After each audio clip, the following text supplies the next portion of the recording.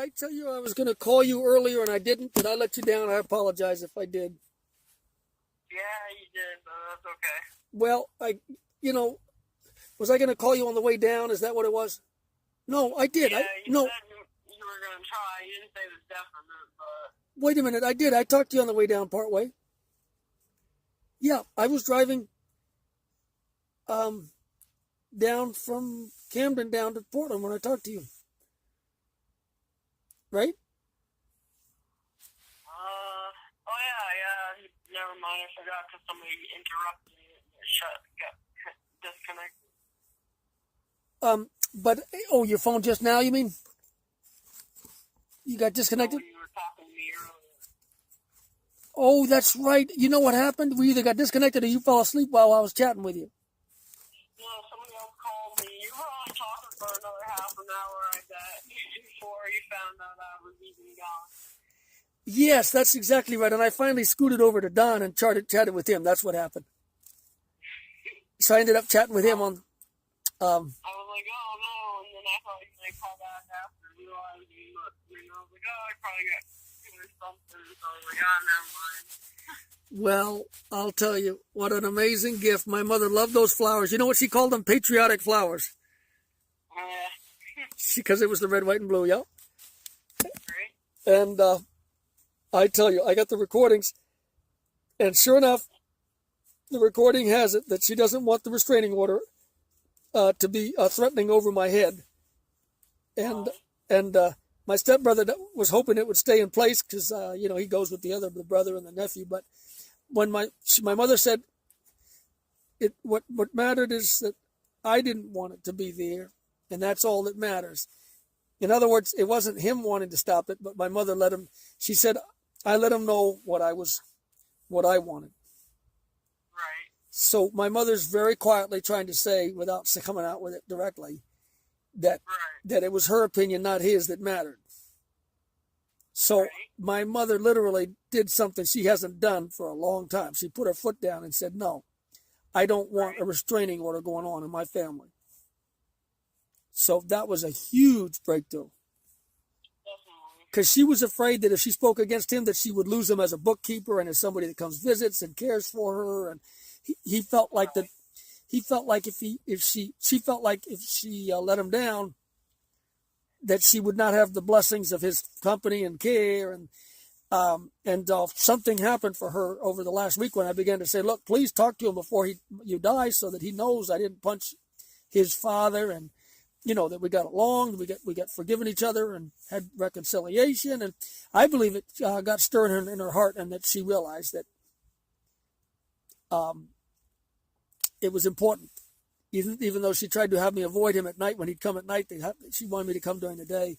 I was there toward after dinner, whatever. He comes in. She forgot that I was supposed to be gone, and then she was so glad to see that I was there, confronting him in a nice way. She was so proud of me that I wasn't angry, because she's always afraid that I'm going to do what the relatives think I'm going to be, which is all angry. And the devil tries to paint a picture of us. You know what I mean? Like you, a falling down, raging alcoholic.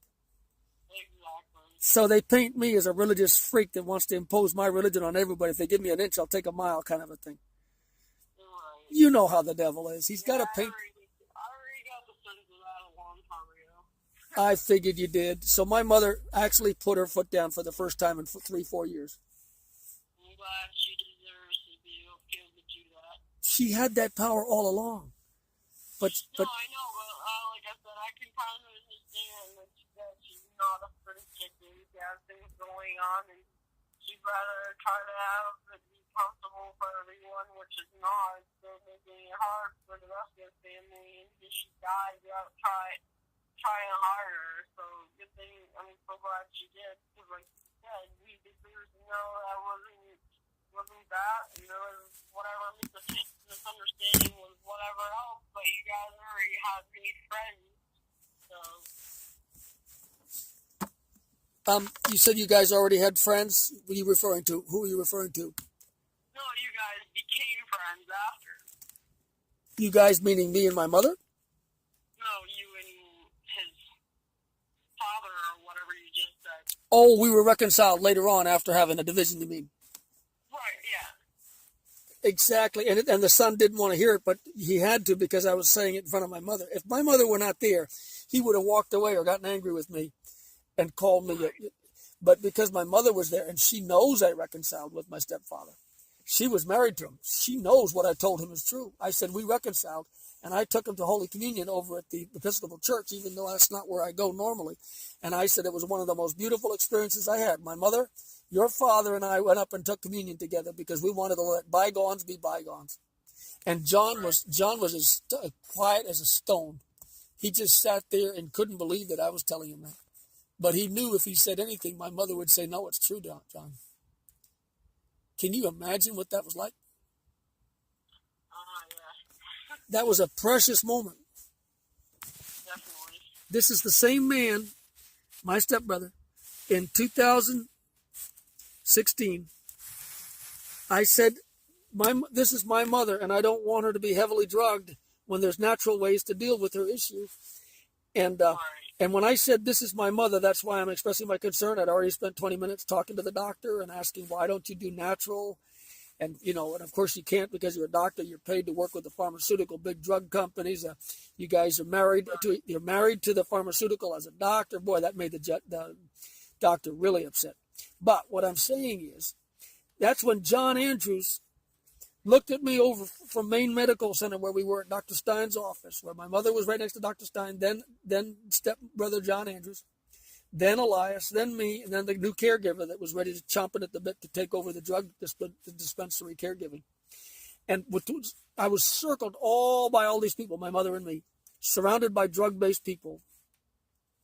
And John, my stepbrother, looked at me when I said, this is my mother. That's why I'm expressing a concern here, because this is my mother.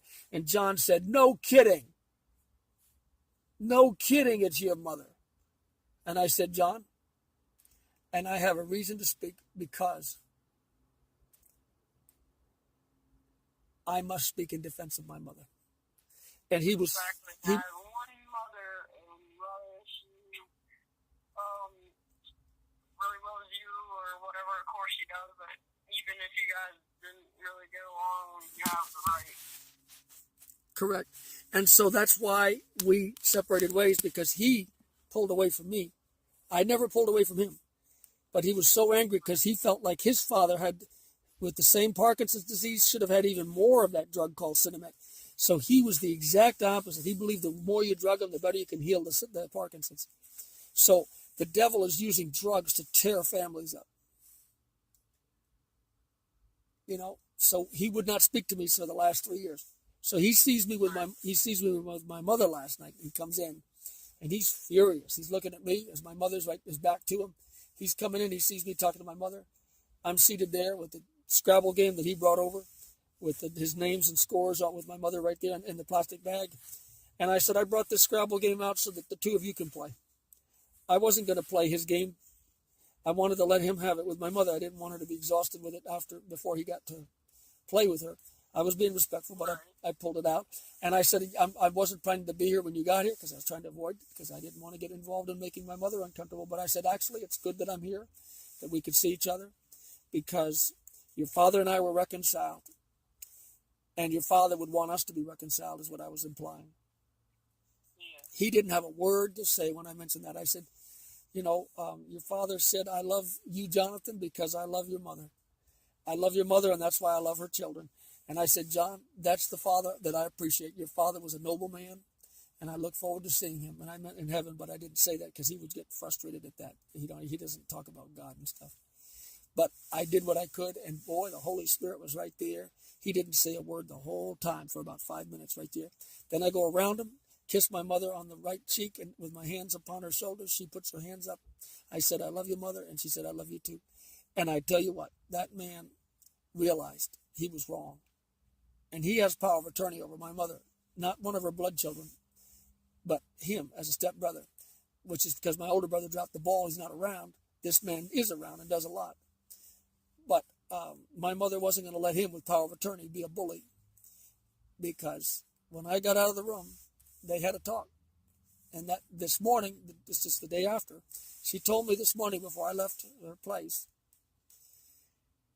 that I said, well, was he glad about burying the hatchet, putting away the hatchet, because he says it's the hatchet.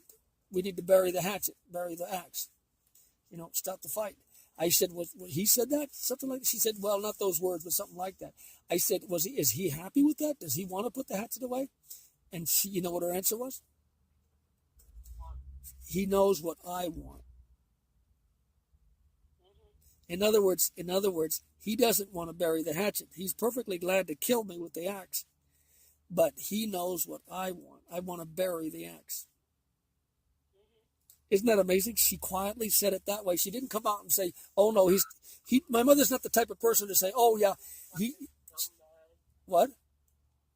Oh, somebody just fucking pulled out of the parking lot and burned the fucking rubber at the end of the parking lot. Yay. Okay, but don't let it distract from what I'm sharing with you right now. I'm sharing with you that my mother could have said, this man still hates me, still hates you, Jonathan, and he did not want to bury it, but I told him that it's my desire to put the axe in the ground and put the sand over it. My mother didn't say it that way. She said it in a very indirect way. She said, when I said, well, did he actually want to stop and bury the axe? And she said, he knows what I want. See how carefully she puts it? Do you see how carefully she put that? Yeah.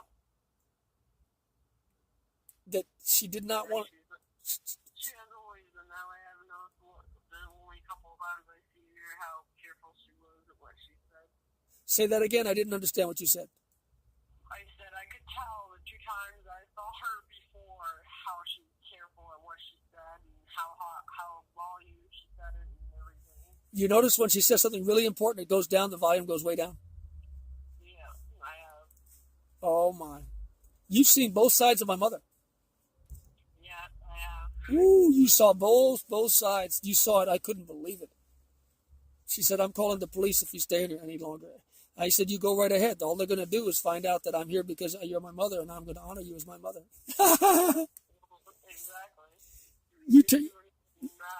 Right at that time, you heard her talking like that. You turned around before you heard the rest of that conversation. Yeah. I said, you go right ahead. I called her on her bluff. She's trying to scare me. I said, Mother, I love you too much to be scared from a policeman. I didn't say that, but that's what she knew. But the other time, my mother was as sweet as a mouse, wasn't she? The other time you came to the house, she was very, very sweet, wasn't she? You there? I just lost her.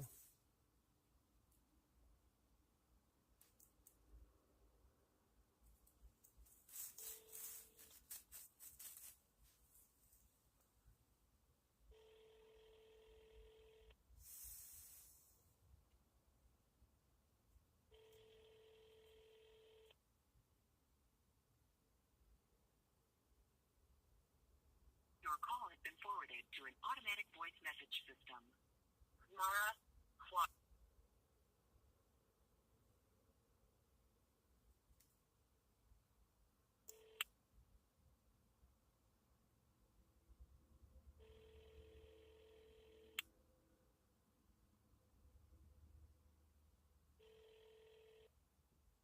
Your call has been forwarded to an automatic... Well, that's odd. That's odd.